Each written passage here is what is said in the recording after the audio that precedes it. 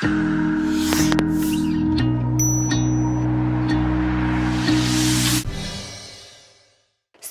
by Tata 407 mini truck. सन्तानको विश्वास आमा, आमाको विश्वास गरिमा, गरिमा विकास बैंक, एक्सेस टु ऑल।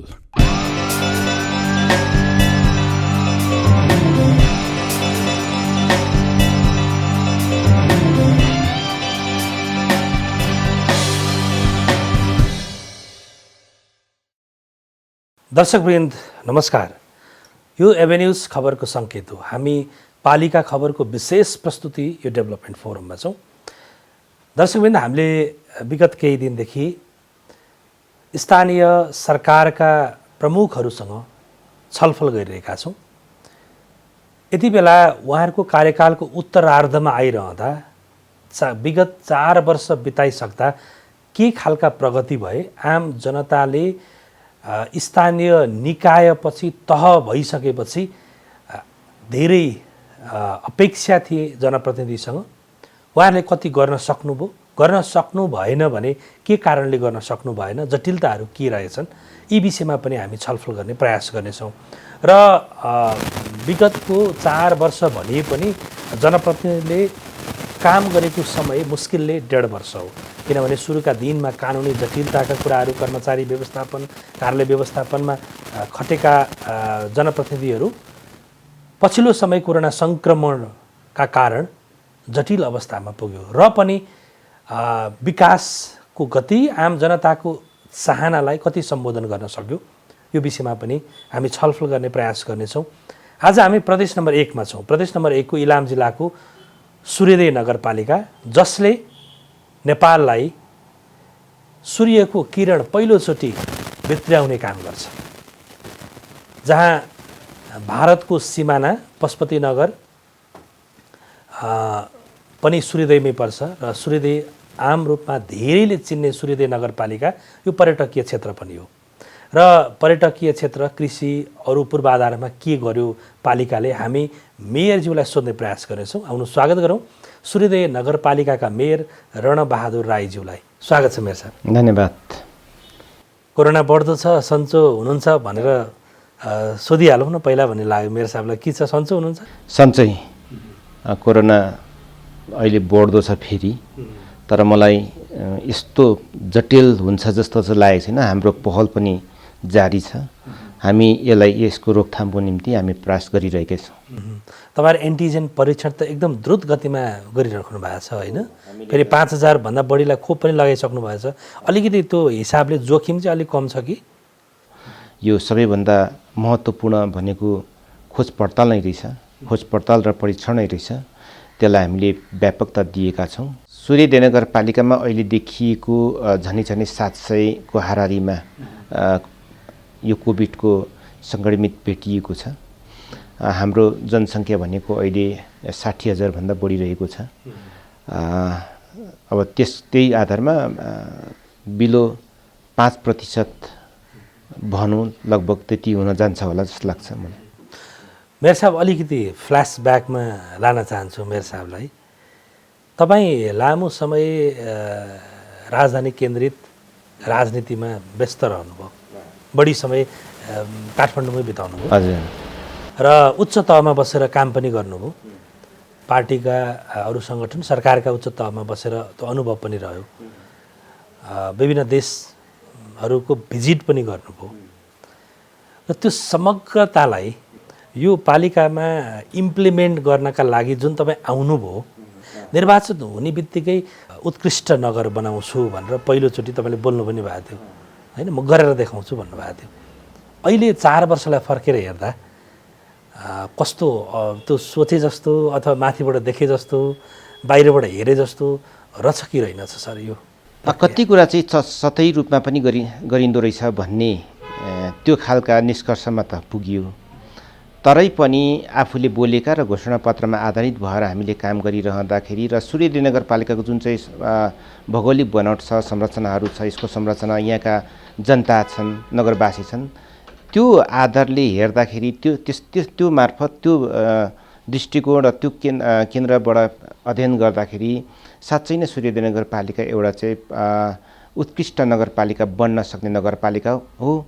त्यो आशा मरेको छैन र त्यसको निम्ति हामी लागिरहेका छौँ र अवश्य पनि अब 5 वर्षमा त उत्कृष्ट नगरपालिका नहोला, तर यसको निम्ति आधारभूत कुराहरू देखिन सक्छ र देखिँदै पनि छ। तपाईँ आउने बित्तिकै एउटा तपाईँले अध्ययन गरे एउटा भर्सन सार्वजनिक पनि गर्नुभएको थियो। यहाँका सबै सडकहरू निर्माण गर्ने हो भने कति 100-150 वर्ष लाग्ने रहेछ, 100 वर्षभन्दा बढी लाग्ने रहेछ सबै सिद्ध्याउनका लागि भनेर तपाईँले एउटा त्यो तथ्याङ्क नि प्रस्तुत गर्नुभएको थियो।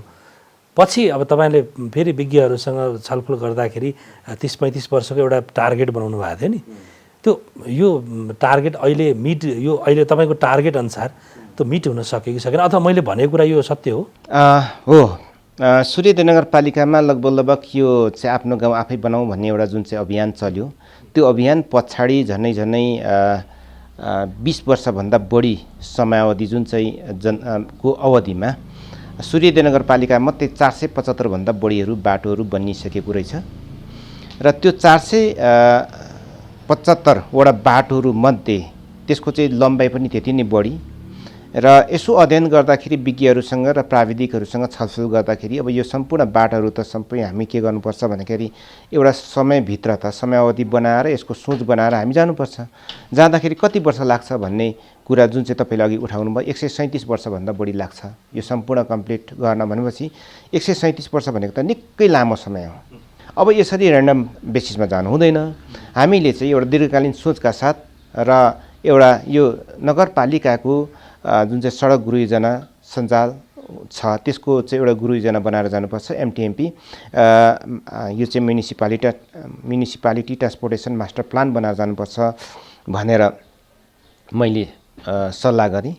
सल्लाह अनुसार हामीले चाहिँ विज्ञहरूसँग छलफल गरौँ, सम्बन्धित विज्ञहरू ल्याउँ भनिसकेपछि अहिले हाम्रो चाहिँ 28 वर्ष हामीले एउटा गृह योजना बनायौँ सडकको। 28 वर्षभित्रमा हामीले 255 वटा बाटो र 672 अराउन्ड 672 किलोमिटर छन् त्यसको लम्बाइ, त्यो कम्प्लिट हुन्छ। त्यसको निम्ति हामी योजना बनाएर त्यसको निम्ति बजेटको व्यवस्थापन गरेर कसरी व्यवस्थापन गर्न सकिन्छ भन्ने सम्पूर्ण कुराहरूको व्यवस्थापन गरेका छौँ र त्यही अनुसार हामीले मध्यमकालीन खर्च संरचना र यो आवधिक योजनामा पनि त्यसलाई समेटेर लगेका छौँ। पोलिटिकल लिडरहरूले बोल्ने भाषा चाहिँ अलि फरक हुन्छ। तपाईँले अलि फरक बोलिरहनु भएको जस्तो हो। आम जनतालाई 25 वर्ष लाग्छ भनेर कोही पनि लिडरले अगाडि भन्दैन, किनभने त्यो जनता निराश हुन्छ। तपाईँको बाटो बनिहाल्छ, मेरै कार्यकालमा बन्छ भनेर पालिकाहरूले अहिले पनि पालिका सरकार सांसदज्यूहरू होइन मन्त्रीज्यूहरूले बोलिरहनु छ, अब भइहाल्छ, अर्को वर्ष भइहाल्छ भनिरहँदाखेरि तपाईँले 25 वर्ष लाग्छ भन्दाखेरि जनतामा निराशा आउला, त्यसले एक खालको ब्याकफायर होला भन्ने खालको। तपाईँ पोलिटिकल लिडर पनि हो, त्यस कारणले त्यतातिर सोच्नुभयो कि सोच्नु भएन? होइन, अब हाम्रो बानीको कारणले पनि देश बिग्रियो नि त होइन। हामीले सत्य कुरा बोल्दाखेरि, राम्रो बानी बसाल्दाखेरि, राम्रो गाइडलाइन्स दिँदाखेरि, राम्रो मार्गनिर्देश दिँदाखेरि केही समय त पब्लिकले नबुझ्ला, नगरवासीले नबुझ्ला, तर यसको दिगो समाधान त होइन नि त। अहिले ढाँटेर पनि दिगो समाधान त होइन नि त, तर यसले दिगो समाधान दिने हुनाले मैले चाहिँ स्पष्ट रूपमा सम्पूर्ण कुराहरूको चाहिँ के त भन्दाखेरि प्रष्ट खाका बनाएर मात्रै अगाडि बढेको छु। तपाईँसँग धेरै चुनौतीहरू थियो, जस्तो उदाहरणका लागि यो पर्यटकीय क्षेत्र इलामको अझ सूर्योदय पर्यटकीय गन्तव्यका रूपमा परिचित छ। कन्याम, श्रीअन्तु होइन लगायतका थुप्रै चर्चित, मुलुकमै चर्चित, विश्वमै चर्चित ठाउँहरू छन्। अब यो ठाउँमा जस्तो तपाईँ आइरहँदाखेरि पर्यटकीय क्षेत्रमा फोहोरका डङ्गुरहरू थिए, बजारकै स्थानीयले तपाईँलाई बधाई दिनुभन्दा अगाडि फोहोर व्यवस्थापन गरिदिनुहोस् भनेर तपाईँलाई आग्रह गरेको अवस्था थियो। आज कन्याम वास्तवमै सुन्दर भएको छ। यो 4 वर्ष लाग्यो यो सुन्दर बनाउन मेयर साहब? सबैभन्दा बढी चाहिँ पोलिटिक्स हुन्छ भने फोहोर मैलामा हुन्छ। म तपाईँले ठ्याक्कै कुरा निकालिहाल्नु भयो। म आउने बेलामा म जब यहाँ जनप्रतिनिधि एज अ मेयरको रूपमा आएँ, थुप्रै फोहोर मैलाहरूको व्यवस्थापन राम्रो भएको थिएन र कहिले कहिले हामीले थुप्रै चुनौतीहरू पनि खेप्नु पर्यो। बिचैमा अब जस्तै हामीले जहाँ चाहिँ सेनिटरी ल्यान्डफिल साइटको व्यवस्थापन गरिरहेका थियौँ, जहाँ फोहोर मैलाको व्यवस्थापन गरिरहेका थियौँ, रातारात त्यो चाहिँ कि फोहोर मैला व्यवस्थापन चाहिँ अब हामी ल्याउन दिँदैनौँ, अब यहाँ फाल्नु पाइँदैन भन्ने आवाजहरू आएको हुनाले रातारात हामीले त्यसको व्यवस्थापन पनि गर्नु पर्यो। तर त्यसको व्यवस्थापन त्यतिन्जेलसम्मको लागि 15-20 दिन हामीलाई समय लाग्थ्यो। हामी रातादिन खट्यौँ। हाम्रो वातावरण तथा विपद व्यवस्थापन समिति छ, त्यो समितिलाई जिम्मा हामीले दिएका छौँ। त्यो कुनै समस्याहरू आयो भने त्यसलाई तुरुन्त समाधान गर्नुपर्छ भनेर हामी लागेका छौँ। विशेष गरेर यहाँ अहिले हामीलाई अलिक सहजता भएको, हामीले सम्पूर्ण 5वटा समितिहरूलाई त्यसको कार्यको जिम्मेवारी दिनु पनि हो। हामीले जिम्मेवारी बाँडफाँड गरेका छौँ। जिम्मेवारी बाँडफाँड भएको हुनाले अहिले अलिकति समस्या समाधान सहज तरिकाले समाधान हुन्छ र फोहोर मैलाको व्यवस्थापन हामीले यो 4 वर्षमा निकै राम्ररी तरिकाले व्यवस्थापन गरेका छौँ जस्तो मैले पनि अनुभूति गरेको छ। मेयर साहब, अलिकति यो सामाजिक विषयवस्तुमा कुरा गरौँ। जस्तो सामाजिक रूपमा अब भन्ने हो भने ज्येष्ठ नागरिकहरू एक्लै हुन्छन् घरमा। अब छोराछोरी वा सन्तान भनौँ, सन्तान बाहिर विदेशमा वा सहरमा वा तल तराईतिर बढी बस्ने त्यो खालको चलन पनि छ। र तपाईँसँग अन्तर्वार्ता गर्नुभन्दा अगाडि मैले ज्येष्ठ नागरिक 1-2जनासँग भेटेका थिएँ। उहाँहरूले भन्नुहुन्थ्यो अघिल्लो वर्ष चाहिँ हामी चाहिँ पशुपतिदेखि लिएर थुप्रै ठाउँमा घुमायो नगरपालिकाले। तर यो कोरोनाले गर्दाखेरि होला पछि चाहिँ खोइ हामीलाई त्यस्तो घुमाउने अरू गर्ने त्यस्तो कुराहरू चाहिँ पालिकाले गरेको छैन भन्ने खालको गुनासो अपेक्षा भनौँ न, त्यो होइन, त्यो सुनिन्छ। के छ यो पालि बजेटमा त्यस्तो केही छ? मैले सोधिदिउँला मेयर साहबलाई भनेको थिएँ, त्यस कारणले पनि सोधेँ। अब ज्येष्ठ नागरिकहरूको निम्ति हामीले एउटा चाहिँ केन्द्र समूहमा बसेर छलफल गर्ने एउटा केन्द्रको व्यवस्थापन पनि गरेका थियौँ।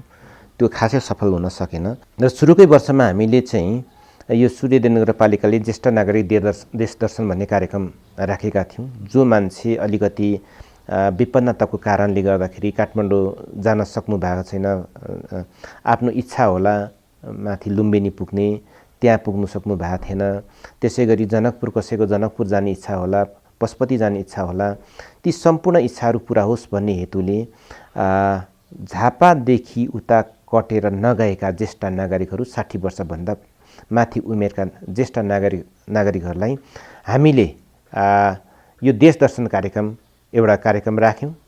देश दर्शन कार्यक्रम राखिसकेपछि हामीले प्रशस्त झनै 70भन्दा बढी ज्येष्ठ नागरिकहरूलाई देशभरिका महत्त्वपूर्ण ठाउँहरू घुमाउने काम गऱ्यौँ।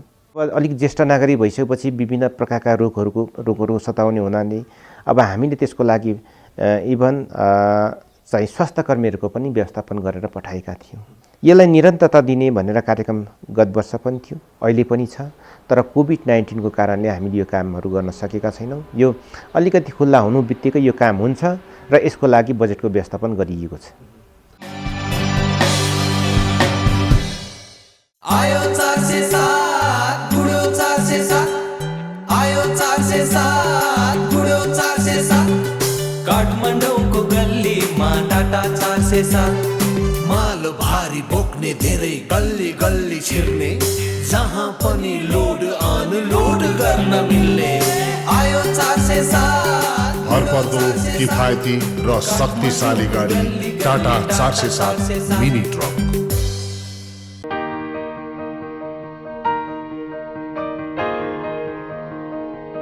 छोरा, मैले पाएँ तिम्रो पसिनाको कमाई मेरो मुठीमा छ।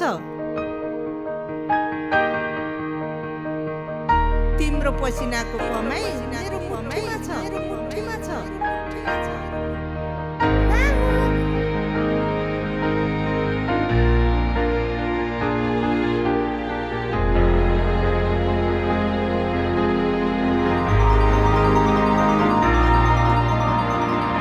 सन्तानको विश्वास आमा, आमाको विश्वास गरिमा, गरिमा विकास बैंक, एक्सेस टु अल।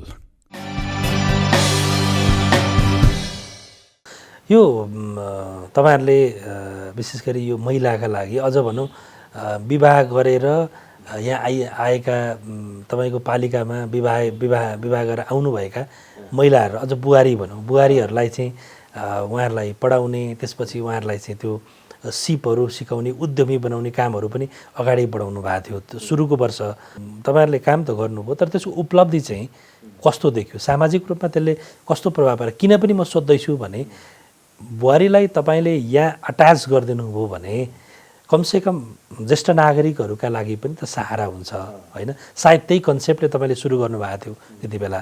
अहिले त्यसको प्रभाव समाजमा कस्तो देखिएको छ? सूर्यदेव नगरपालिकाको एउटा नीति नै थियो, नगरपालिकाको इच्छा नारीलाई शिक्षा होइन, छोरी बुहारीलाई शिक्षा भन्ने कार्यक्रम एउटा नारा नै हामीले लिएर अगाडि बढेका थियौँ।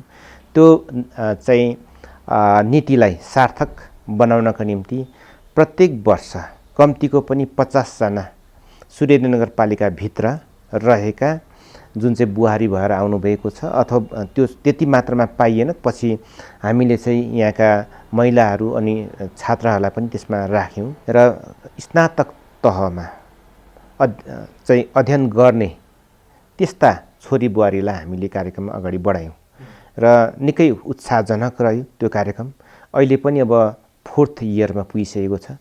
ती सुरुका महिलाहरू जसले चाहिँ छात्राहरू जसले त्यहाँ हामीसँग आएर चाहिँ सम्झौता गरेर करफोक चाहिँ क्याम्पसमा अध्ययन गर्नको निम्ति जानुभयो, त्यसको उपलब्धि एकदमै राम्रो छ, परिणाम पनि राम्रो छ। शिक्षा प्राप्त गर्नु भनेको धेरै महत्त्वपूर्ण कुरो हो। त्यसले त्यहाँ महिलाहरूले कम निरन्तर रूपले 4 वर्ष अध्ययन गर्नु पनि त्यो निकै ठुलो उपलब्धि हो भनेर हामीले त्यसलाई लिएका छौँ।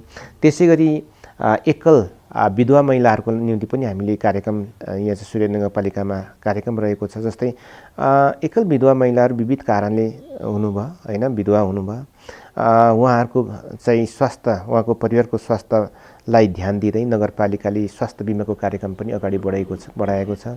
त्यसै गरी अपाङ्गता भएका व्यक्तिहरू जो व्यक्तिहरू छन्, अब जसले चाहिँ स्वास्थ्य चाहिँ यो चाहिँ स्वास्थ्य बिमाको सेवा उपलब्धि नेपाल सरकारले गरिरहेको छ, त्यसदेखि बाहेक जसले प्राप्त गरेको छैन त्यसलाई नगरपालिकाले त्यसको पनि व्यवस्थापन गरेको छ। हिजो हामी स्थानीय निकाय थियो, त्यसपछि कर्मचारीको नेतृत्वमा लामो समय चल्यो, 20 वर्षसम्म निर्वाचन हुन सकेन। त्यो क्रममा विशेष गरी आम दलित, गरिब, सीमान्त होइन समुदाय जो यो पालिकाको सेवाको पहुँचबाट निकै टाढा हुनुहुन्थ्यो र केही यहाँ पालिकामा भएका त्यति बेला गाविस नगरपालिकामा भएका स्रोतहरूमा उहाँको पहुँच थिएन। कति आउँछ कति जान्छ थाहा हुँदैन थियो होइन। आज सूर्यदेव नगरपालिकाको कार्यशैली कस्तो छ, विशेष गरी तल्लो तहका तल्लो वर्गलाई त्यो खालको सूचना सन्देश जाने अथवा उहाँहरूको पहुँच पालिकासम्म हुने स्थिति छ कि छैन? एकदम राम्रो प्रश्न। अघि मैले भने सुरुमै म अलिक लामो काठमाडौँ बसेँ, तर मैले त्यो समाजको अन्तर्वस्तु, हाम्रो समाजभित्रको अन्तर्वस्तु बुझेको थिएन रहेछ। निकै परिवर्तन, यसले परिवर्तन क्रमिक रूपले परिवर्तन छन्, गतिशील हुन्छ नि त समाज, त डाइनामिक समाज छ। त्यही भएको हुनाले त्यो समाज जुन चाहिँ गतिलाई हामीले समात्न सकिएन भने हामीले गरेका प्रगतिहरू काम लाग्दैन, हामीले चाहिँ विनियोजन गरेका बजेटहरू कार्यक्रमहरूले काम दिँदैन। त्यसैले गर्दाखेरि म अहिले प्रत्येक घर घरमा पुग्ने गर्छु, जनताको घरमा पुग्ने गर्छु। आज जनताको बारेमा मलाई धेरै कुराहरू थाहा हुँदै गइरहेको छ, उहाँको चाहना, इच्छा के छ, आकाङ्क्षा के छ, त्यो मैले बुझ्दै गइरहेको छु। र समृद्धि भनेको के रहेछ भनेदेखि समृद्धि भनेको त्यो विपन्न जनता अथवा विपन्न नगरवासीको मुहारमा मुस्कान हुनु पर्यो के। हामीले दिएका कुराको मुस्कान चाहिँ त्यहाँबाट देखिनु पर्यो, उहाँले त्यो अनुभूति गर्नु पर्यो। तपाईँले दिएका बजेट, तपाईँले लिएका कार्यक्रम प्रति उहाँको चासो र उहाँको इन्ट्रेस्ट छ भने उहाँको प्रत्येक त्यो जनताको मुहारमा मुस्कान देखिन्छ।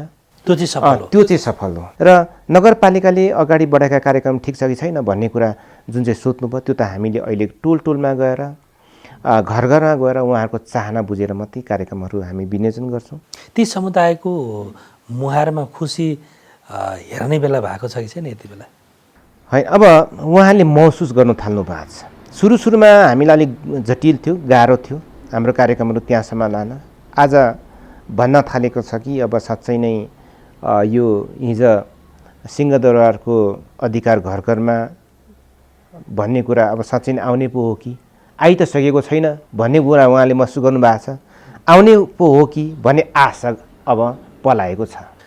तपाईँ यहाँ आएर यहाँको बेसमा काम गर्न खोज्नुभयो, केही सपना लिएर केही अपेक्षा लिएर पक्कै आउनुभएको थियो। ती अपेक्षाहरू पुरा हुन सके कि सकेनन्? यो 4 वर्षको लाई फर्केर हेर्दाखेरि हुन सके सकेनन् कस्तो लागिरहेछ? मेरो लक्ष्य भनेको नै यहाँ चाहिँ के सूर्यदेव नगरपालिकाले एउटा समृद्ध नगर बनाउने, एउटा नमुना नगरपालिका बनाउने हो र बनाउन सकिन्छ र अहिले 3 तहको सरकारको चाहिँ सम्बन्ध कस्तो हुनुपर्छ भन्ने र सहकार्य सहअस्तित्व र समन्वयको सिद्धान्तको आधारमा हुनुपर्छ भन्ने छ र यो सन्निकटताको सिद्धान्तको आधारमा बनिएको छुटिएको तहहरू भएको हुनाले अब तिनै तहको बिचमा आफ्नो अधिकार प्रयोग गर्नुपर्छ र त्यो जे कानुन ऐनमा छ त्यो अनुसारले सबैले आफ्नो अधिकारको प्रयोग गर्न पाउनुपर्छ। अहिले जुन चाहिँ हामीसँग योजना आयोग छ, योजना आयोगले दिएका इन्डिकेटरभित्र बसेर सबैले आफ्ना बजेटहरू परिचालन गर्न पाउनुपर्छ। बजेटको पनि विनियोजन गरिएको छ नि, यो बजेटभन्दा माथि सङ्घीयले गर्ने, यो बजेटसम्म प्रदेशले गर्ने, यो बजेटभन्दा मुनिका चाहिँ स्थानीय तहले गर्ने भन्ने कुरा प्रष्टै भएको हुनाले यदि तिनै तहका सरकारहरूले यो कुरालाई आत्मसात गरेर गयो भने एउटा अझै फुटाएर भनौँ न मेयर साहब, जस्तो प्रदेश र सङ्घ सरकारको समन्वय र सहकार्यको अभावले गर्दाखेरि स्थानीय सरकारमा बसेर काम गर्न चलाउन कतिपय कामहरूमा जटिलताहरू देखिए, होइन मेयर साहब? त्यही भन्न खोज्नुभयो। जस्तो पछिल्लो समय तपाईँहरूको सङ्घ सरकारले एउटा यो बाल सहजकर्ताको तलब चाहिँ केन्द्रबाटै तोकिदिएर आयो। मलाई लाग्छ त्यतातिर पनि तपाईँको सङ्केत हुनसक्छ। त्यति मात्र होइन, त्यो ठिक छ। अब श्रमको शोषण त सङ्घीय सरकार अथवा सरकारले नै गरिरहेको रहेछ भन्ने कुरा त त्यसबाट प्रष्ट भयो। श्रम ऐन बनाउने तर श्रम ऐन अनुसार चाहिँ पारिश्रमिक नदिने भनेपछि को दोषी त भन्ने कुरा त्यसले आज त्यसबाट छलङ्ग भयो। साथै मैले भनेको के हो भन्दाखेरि अब त यो 3 तहको सरकार चाहिँ टपदेखि बटमतिर जाने कि बटमदेखि टपतिर जाने, कसरी ऐन बनाउने, कसरी नियम बनाउने र कस्तो प्रक्रिया मार्फत जाने भन्ने कुरा त सङ्घीय अनुसार जानु पर्यो नि त। अब सङ्घमा बसेर नीति निर्धारण गर्दा, नीति विधि बनाउँदा, कार्यक्रमहरू आयोजनाहरू विभिन्न बनाउँदाखेरि स्थानीय सरकारसँग कोअर्डिनेसन गरेर जानुपर्नेमा त्यो नगरी आज पनि हचुवाको भरमा कार्यक्रमहरू, प्रशस्त कार्यक्रमहरू आइरहेको छ। त्यो कार्यक्रमहरू पनि 5 लाख र 10 लाखका कार्यक्रमहरू आइरहेको छ। 25,000सम्म आएको छ भने के को लागि त सङ्घीयता भन्ने प्रश्नहरू छन्। त्यसैले गर्दाखेरि अब यसलाई ढिलाइ गर्नु हुँदैन। तिनै तहका सरकार बिचमा सहकारी हुनु पर्यो, समन्वय हुनु पर्यो, अस्तित्वको पनि के सिद्धान्तको आधारमा अगाडि बढ्यो भने चाहिँ नेपालीले देखेका सपना, सरकारले देखेको सपना चाहिँ साकार हुन सक्छ। नत्र भए हिजो जस्तो थियो हामी त्यस्तै ठाउँमा त्योभन्दा माथि उठ्न सक्दैनौँ। भनेको सङ्घ सरकारले मुठी खोल्न सकेन मेयर साहब, है? अझै पनि सङ्कुचित सोच छ, केन्द्रीकृत सोच छ, होइन? कर्मचारी अब म त सबै त नभनौँ, केही कर्मचारीको अझै पनि चाहिँ हिजो जुन प्रकारका सोच थियो त्योबाट बाहिर निस्किन सक्नु भएको छैन। उहाँहरू नयाँ नेतृत्व, नयाँ परिस्थितिलाई स्वीकार्न सक्नु भएको छैन। त्यो नस्वीकार्दाखेरि तपाईँ यो सरकारमा बसेर काम गर्नलाई बडा जटिल भयो यो 4 वर्ष। अझै पनि के छन् भन्दाखेरि सङ्घीय सरकारका र सिंहदरबारभित्रका ब्युरोक्रेट्स लगायत अन्य म सबै त भन्दिनँ, होइन, को चाहिँ स्थानीय तह प्रदेश सरकारहरू हामी कहाँ आएर झुक्नुपर्छ भन्ने सोचदेखि बाहिर निस्किन सक्नु भएको छैन।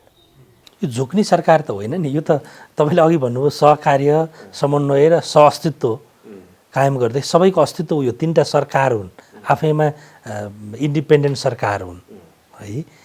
अब त्यो खालको महसुस गराउन त हाम्रो संयन्त्रले नै सक्नुपर्ने, पोलिटिकल संयन्त्रले पनि सक्नुपर्ने, हाम्रा बदलिँदो परिस्थितिमा आएका हाम्रा राजनीतिक नेतृत्वहरू हुनुहुन्छ, उहाँहरूले गर्नुपर्ने।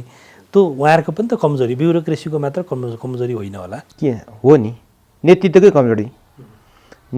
कमजोरीको कारणले गर्दाखेरि र नेतृत्वमा पनि के छन् भन्दाखेरि यो सम्पूर्ण बजेटहरू अथवा बजेट विनियोजन गर्दाखेरि आफ्नो आफ्नो तहले गर्ने हो भने त्यही तहका मात्रै भोलि अलिकति सुपेरियर हुने भए होइन, हाम्रो त त्यहाँ ठाउँ नहुने भए, हामी प्रति त जनताको हेर्ने दृष्टिकोण गलत हुने भए भन्ने सोच पनि हो कि, त्यो मेरो विश्लेषण।